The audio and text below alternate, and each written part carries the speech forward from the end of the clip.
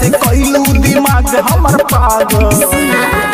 मैं हरा रोके नाम जदी रटबा राजा 100 साल खटबा जदी होठ पे होठ दुनु सटबा राजा 100 साल खटबा।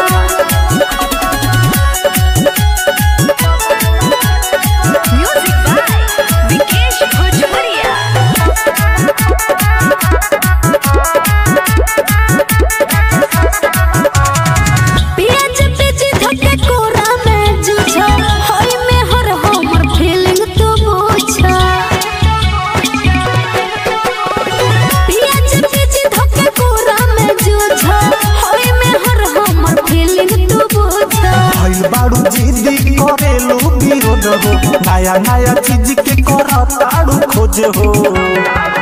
राज प्रेमी धोखे से जपली पटबा राजा 100 साल खटबा रोज ढोरी हमार जदी चटबा राजा 100 साल खटबा धोखे होठ दुनु होठबा पर सटबा राजा 100 साल खटबा।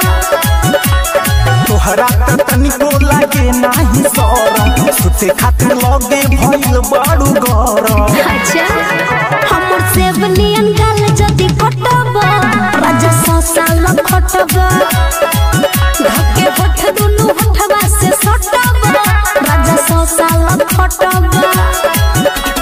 पूछला